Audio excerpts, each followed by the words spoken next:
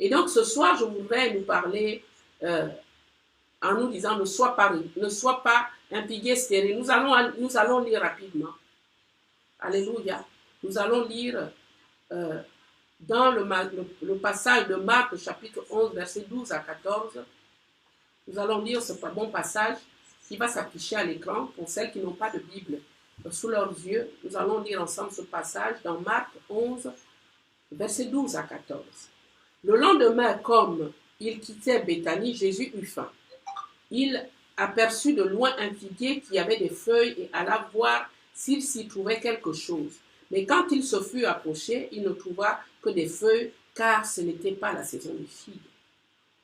Le verset 14 nous dit, alors Jésus prit la parole et lui dit, que plus jamais personne ne mange de ton fruit. Et ses disciples l'entendirent.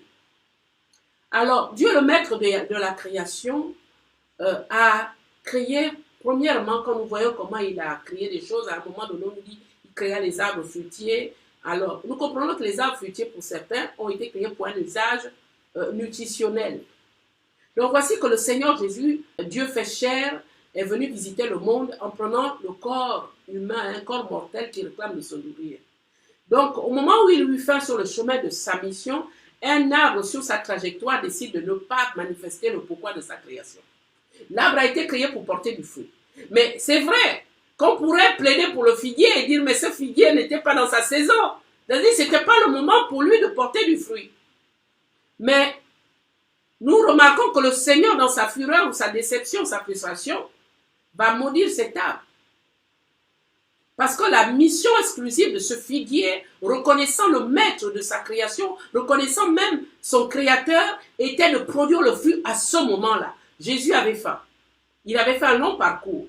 Donc il marchait dans la mission d'évangélisation de ville en ville. Et quand il eut faim, il trouva un figuier qui, normalement, parce que c'est cela, chaque création obéit au créateur. Le figuier aurait dû reconnaître là, en ce moment, c'est mon maître. Et puisqu'il a faim, je vais produire le fruit. Mais Jésus n'a pas trouvé le fruit alors qu'il avait besoin de se nourrir pour reprendre des forces. Il va donc par conséquent subir cette sentence définitive à cause de son improductivité. En parlant du figuier, le Seigneur déclare avec colère, plus jamais personne ne mange de ton fruit. Et ses disciples l'entendirent. Comme on nous dit, ils étaient là. Quand on dit entendirent, c'est-à-dire qu'ils étaient stupéfaits à se dire, mais comment le maître peut-il dire cela de cet arbre, en plus qu'il n'était pas dans sa saison? Est-ce qu'il vous arrive pas d'avoir autour de vous, d'être autour d'un leader qui parfois libère des paroles, dit des choses qui, dans votre sensibilité, vous fait dire, mais comment un leader peut dire ça? Comment un berger peut parler ainsi? Jésus savait. Pourquoi? Il a libéré ses paroles. En fait, il disait en d'autres termes, si moi, ton créateur, tu ne m'as pas servi, si tu n'as pas servi à être utile pour moi, alors tu ne seras utile pour personne. C'était cela même le but de cette sentence. Alors par cette parole, nous comprenons aussi que par la parole, Dieu a créé toutes choses. Et donc par la parole, il peut aussi donner la mort à quelque chose. C'est lui qui a créé le figuier et il décide que bon, ta mission s'arrête là. Tu ne produiras plus jamais de fruits. En conclusion, comme je vous ai dit que ce n'était pas un message long, nous pouvons comprendre que cette histoire qui démontre la souveraineté du Christ en qualité de créateur fait un renvoi sur notre état spirituel en parlant de sanctification et de productivité dans l'œuvre du Seigneur. Ce figuier, en fait, peut symboliser les enfants de Dieu. Un enfant de Dieu qui, en fait, vit une vie sans comprendre pourquoi il vit. Pourquoi Dieu l'a créé, quel est le but pour lequel Dieu l'a créé et qu'est-ce que Dieu attend de lui. Parce que beaucoup d'enfants de Dieu sont spirituellement dans le même état que ce figuier maudit. C'est-à-dire qu'ils ne servent pas. Ils sont desséchés, inutiles dans la maison du Seigneur et ne portent pas de fruits. Et n'ayant en eux pas la vie de l'esprit. Ils ne vivent malheureusement pas les saisons de leur vie de la même manière. Et par conséquent, le Seigneur ne peut les utiliser en cas de besoin. Ces enfants-là se ressemblent à ce figuier et ces personnes sont logées à la mauvaise enseigne. Pourquoi? Parce que ces personnes se trouvent dans la catégorie des serviteurs et des servantes inutiles. C'est-à-dire que le Seigneur, quand il regarde la terre et qu'il cherche un homme, une femme, qu'il peut envoyer, qu'il peut utiliser dans le moment le plus urgent, en état d'alerte, il cherche une sentinelle, il cherche une guerrière, il cherche une femme, il regarde, il ne voit personne, parce que ces personnes sont occupées à autre chose. Ces personnes sont occupées dans des choses futiles, peut-être dans des considérations futiles, peut-être dans des préoccupations de la vie courante. Et donc ces personnes se ressembleraient à ce que le psalmiste nous fait comprendre dans le psaume 1, que nous allons également lire.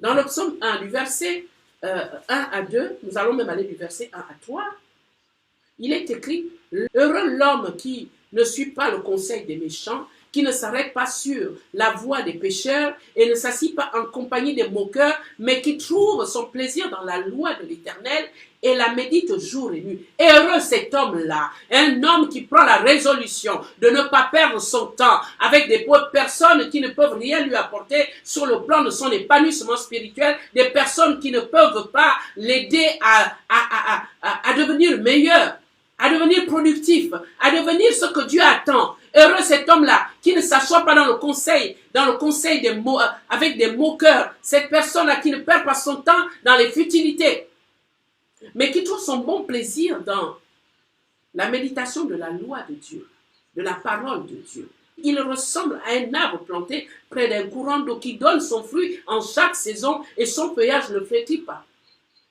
Tout ce qu'il fait lui réussit. Donc en réalité, cette personne n'est pas comme le figuier maudit, stérile. Cette personne porte du fruit en chaque saison. Cela veut dire quoi? Cela veut dire que quand les saisons de votre vie sont amorcées, au moment où même Dieu le décide, votre vie en elle-même porte du fruit. Ça veut dire que vous entrez dans les saisons sans trop de combat. Les combats viennent du fait qu'on n'est pas attentif à la volonté de Dieu, on n'est pas attentif à la voix de Dieu, mais en fait on veut marcher sous son propre conseil selon ses préoccupations. On veut accomplir sa propre volonté sur la terre. Alors on ne laisse pas Dieu tuer nos volontés parce que l'homme a plusieurs volontés. Le cœur de l'homme a beaucoup de projets. Mais ce sont les desseins de Dieu qui s'accomplissent. Il est donc clair que pour vivre les saisons de notre vie, porter du fruit à travers la relation d'intimité avec le Saint-Esprit, il faut arrêter. Il faut arrêter de suivre les gens pour suivre. Il faut arrêter de faire le suivisme.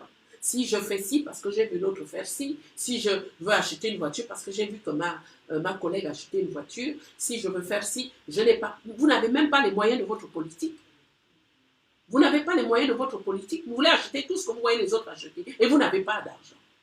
Et vous tombez dans les pièges fallacieux du diable de rechercher, de convoiter ce qui n'est pas à vous. Et c'est pour cela que beaucoup sont éteints dans la vie spirituelle, dans la vie de prière. Parce qu'elle a convoité quelque chose qui ne lui appartient pas. Et elle est venue demander à Dieu, tu as vu ma soeur a ceci, mon frère a cela, moi aussi je dois l'avoir. Et parce que Dieu ne répond pas à ce type de caprice, ça y est, la vie va s'éteindre. Mais Seigneur, moi aussi je veux me marier, il faut que je me marie aussi. Pourquoi tu ne me donnes pas le mariage? Et parce que les choses tardent à venir, ben voilà, elle tombe dans les pièges fallacieux du diable, elle tombe dans la fornication, elle tombe dans l'adultère, elle tombe dans tous les vices du diable qui vont éteindre sa vie de foi et elle devient comme ce figuier stérile qui ne peut rien produire au moment où le Seigneur, le Maître, en a besoin. Donc, il faut faire des choix. Il faut se déconnecter des mauvaises personnes. Il faut choisir la source de bénédiction qui peut vous faire avancer. On ne peut pas boire à toutes les sources non plus. Parce que ça va créer la confusion. Je vous ai déjà prêché lors du début, je pense que c'était dans les débuts de notre formation de guerrière, sur la confusion spirituelle. Sortez de cette confusion spirituelle dans laquelle vous êtes. Parce que chaque serviteur, chaque, j'allais dire, prédicateur, a une source. Et là où il va puiser son message, il sait ce qu'il veut atteindre. Et donc, ils vont vous caresser pour la plupart. Dans les prophéties, j'ai vu des audimates sur les réseaux sociaux. Quand il s'agit des prophètes, on ne va même pas demander est-ce que ce prophète vraiment sert le Seigneur sans discernement du simple fait qu'il a mis prophète. Là, vous êtes là en train de boire les prophéties. Et c'est de ça que vous avez besoin, vous pensez. Seulement qu'on prophétise sur votre vie. Qu'on prie pour que vous enfantez. Qu'on prie pour que vous accouchez. Qu'on prie pour que vous vous mariez. Mais c'est des histoires. Le mariage est derrière votre positionnement, le mariage est derrière votre consécration, le mariage est derrière vos priorités à plaire à Dieu. à vivre dans la sanctification. Les gens bataillent beaucoup avec les esprits de célibat, avec les esprits de ceci, parce qu'ils ne veulent pas vivre dans la sanctification. Ils veulent avoir des raccourcis. Donc il faut que quelqu'un me positionne. Ah, le prophète là, quand il prie, hein, les gens témoignent. Vous voulez simplement vivre les bénédictions terrestres. Mais alors que Dieu vous appelle à une vie excellente, une vie abondante, une vie de grâce, une vie de relation intime, une vie, alléluia, une santé spirituelle. Vos bénédictions dépendent de votre santé spirituelle. Si vous êtes un arbre planté près des eaux, alléluia, planté près des courants d'eau, ça veut dire le Saint-Esprit. C'est lui qui représente les courants d'eau. Si vous êtes cet arbre planté près des courants d'eau, vous allez voir votre vie se transformer. Vous allez voir le Seigneur, alléluia, se manifester dans votre vie. La paix et la joie seront votre partage. Vous ne vivrez pas dans l'angoisse, dans la dépression, dans l'anxiété. Vous allez avoir la paix même quand vous êtes dans le manque. Vous allez avoir la paix même quand vous souffrez physiquement. Parce que le Saint-Esprit qui entretient vos racines en Christ va vous produire cette paix, cette joie ineffable, c'est-à-dire qui ne dépend pas des événements, qui ne dépend pas des circonstances que vous pouvez traverser, ni des épreuves que vous affrontez. La joie de Jésus est une joie qui ne dépend pas des éléments terrestres. La paix de Jésus est au-delà de toute chose. C'est pour cela que l'apôtre Paul écrit dans Éphésiens chapitre 4, verset 6. En toute chose, faites connaître vos besoins par des prières, des supplications et des actions de grâce. Et la paix de Dieu, qui surpasse toute intelligence, gardera vos pensées en Christ. C'est-à-dire, vous enracinera en Christ. Et pour cela, j'aime également ce même passage qui se rapproche de celui-là, de Psaume 1. Jésus dit dans Jean 15, verset 7, « Si vous demeurez en moi, et que mes paroles demeurent en vous, c'est-à-dire si vous êtes enracinés en moi et que mes paroles demeurent en vous, demandez ce que vous voudrez et cela vous sera accordé. » Donc cela me conforte dans ce propos que si nous sommes enracinés en Christ, si nous sommes plantés près des courants d'eau, avons cette relation avec le Saint-Esprit, alors le Seigneur exaucera nos prières avant que nous ayons même à demander, parce qu'il nous dit dans Matthieu 6 que le Père sait de quoi vous avez besoin. Alors, vous n'avez pas besoin que les prophètes passent leur vie à prophétiser sur vos vies. Parce que vous voulez satisfaire vos passions charnelles et vous voulez vivre le bonheur sur la terre en oubliant que votre éternité est au ciel. Alors, ce soir, voici la résolution de prière que nous allons faire. Alléluia. C'est déjà d'arrêter d'être des serviteurs, des servantes inutiles et devenir des serviteurs, des servantes utiles pour le royaume de Dieu. C'est une résolution. Il faut se déconnecter des mauvaises compagnies, des mauvaises sources et vivre pour plaire à Dieu. Parce que le Saint-Esprit saura vous attester que la personne là est vraiment ouïe par Dieu.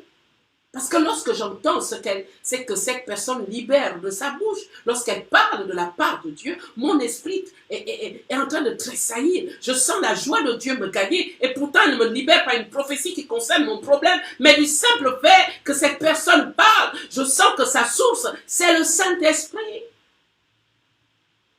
Et le Saint-Esprit vous conduira dans les voies, alléluia, dans les voies de l'accomplissement. Et vous vivrez vos bénédictions en chaque saison. Parce qu'il y a des saisons dans la vie de l'homme. Il y a des temps, il y a une saison pour pleurer, une saison pour rire. Comme il y a une saison pour naître, une saison pour mourir. Il y a une saison pour planter, une saison pour récolter. Alléluia. Une saison pour semer, une saison pour moissonner. Dieu a fait la création avec ses lois. Aussi en nous, Dieu a mis dans nos vies que ces saisons-là, les saisons de la vie de l'homme qui se transforment, soient également respectées. De la même manière que vous êtes né, vous avez grandi. De la même manière, vous êtes en train d'aller vers la vieillesse. Et si vous êtes en Christ, Dieu va permettre que vous puissiez manger le fruit de chaque saison de votre vie, de votre existence. Si le diable ne vous ravit pas, si le diable ne vous détourne pas des voies de Dieu. Amen. Alors nous allons faire cette prière de résolution qui clôture mon message. Nous allons commencer à dire, Seigneur Jésus, je réalise mes faiblesses, mes manquements et mes fautes. Je te prie de me pardonner pour le manque de productivité dans ta maison. Je reconnais que je suis paresseuse dans ma marche avec toi. Je te prie de me délivrer. Par ton esprit, réveille en moi tout ce qui est mort et desséché. Délivre-moi de toutes mes incapacités et infirmités, car je désire porter du fruit en chaque saison de ma vie. Je prends la résolution de vivre pour te plaire et te servir, peu importe le domaine dans lequel tu m'attends. Alléluia. Saint-Esprit de Dieu, libère en moi ton onction de fécondité et de productivité au nom de Jésus-Christ. Et nous disons Amen. Voilà, mes bien-aimées guerrières, servantes de Dieu, je vous aime dans le beau nom de Jésus. Et je peux vous donner une prière par excellence que j'adresse tous les matins à Dieu. C'est Seigneur, maintenant que tu as renouvelé ton souffle en moi, accorde-moi de vivre et de bénéficier, d'expérimenter, de jouir de ta faveur tout au long de cette journée, également de la santé que tu as renouvelée, et accorde-moi ta paix plus que tout. Ces trois choses sont fondamentales dans ma vie. Et c'est avec ces trois choses que je fonctionne. Parce que je sais que si j'ai la faveur divine, alors j'ai tout. Aucune porte ne va me résister. Aucune chose ne va me résister. Je ne serai pas privé de bénédiction. Si j'ai la santé, alors je peux, comme je le fais, promulguer l'évangile, bénir plusieurs sur les moyens que Dieu met à disposition. Alléluia.